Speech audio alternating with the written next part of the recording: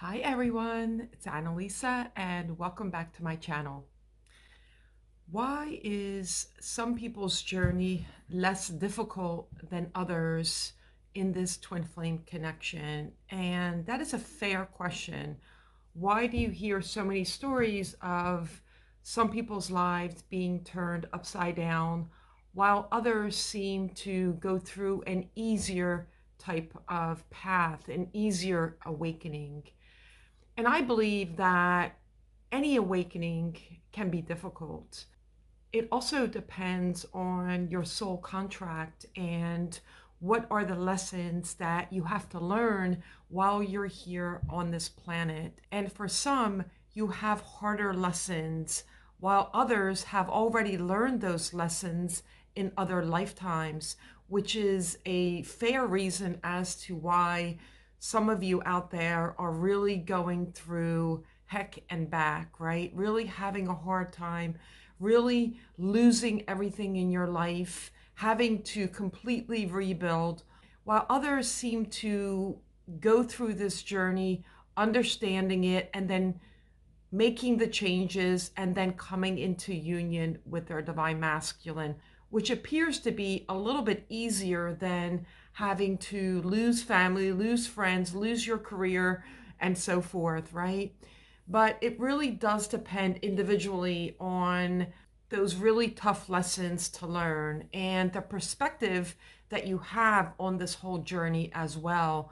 Because the easier you can allow your energy to flow, the easier this path becomes. Remember, this isn't about the goal being coming into 3D union. I believe that if you met your person in 3D, you're doing the inner work, then yes, you can be in 3D union with your person. But you can't obsess to the outcome. You have to surrender to that outcome and just focus on you.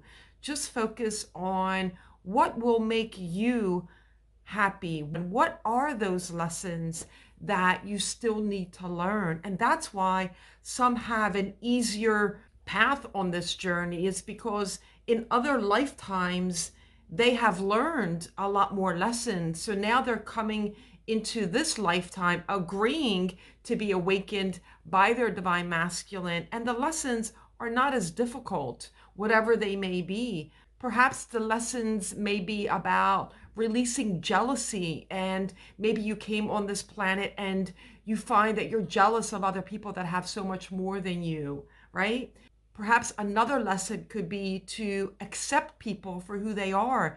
And perhaps your divine masculine is a whole different culture or a whole different race. Now you came onto this planet, you met your person, and perhaps they're a different race. There could be many, many lessons here, and it's going to be unique for each person, for each divine feminine. But the focus is always the same. The focus always has to be on you and for your highest good. And the number one way to figure out what those lessons are is to see why you're being triggered. What is it that's triggering you? And really begin to dive deep into those triggers, acknowledging them, and then beginning to alchemize that energy where you're not sitting in that energy, you're releasing that lower energy. And even though you may think that you have released, it may come back up again for more layers to be released.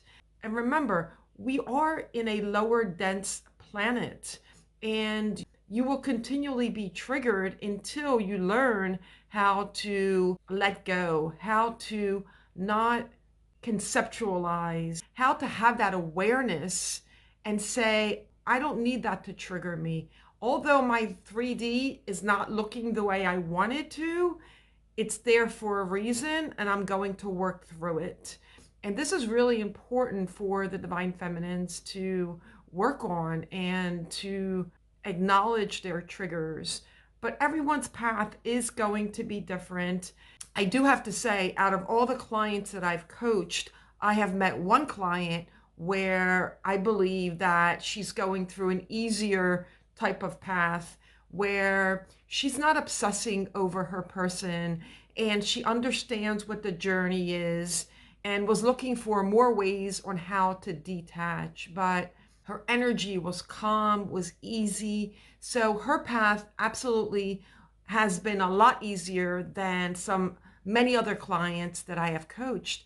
And everyone's journey is so beautifully unique. So just accepting where you are, take responsibility for where you are, take spiritual accountability, and say to yourself that you're here to do the work. You're here because you love yourself that deeply and you want to be the highest version of you. And yes, it's going to entail really stepping up and seeing what your soul mission is, allowing your soul mission to come to you. But you also have to take inspired action to become the best version of who you are. If you say, well, I know what my soul mission is, but I don't know if I want to do it, well, then there's still lessons to learn. And the path may not necessarily get easier. You will be pushed and pushed to align to your soul and to align to who you came here to be and to step into that soul mission. So, yes, embrace everyone's journey is so uniquely special. I am so blessed, I say, because I get a chance to meet with people all over the country and to help guide them. And I'm truly blessed for what I do and what I continue to do. And who knows, my path may continue to expand in other areas as well. I just recently became certified in IET therapy, which is integrated energy therapy, working with the angels. And again, that just kind of came to me, and I'm very excited to work with clients on this as well. So everyone's journey is so beautiful. So accept your journey for what it is and continue to do that inner work. I am here to help guide others. If you need help, I do have a website, inthehiddenkingdom.com.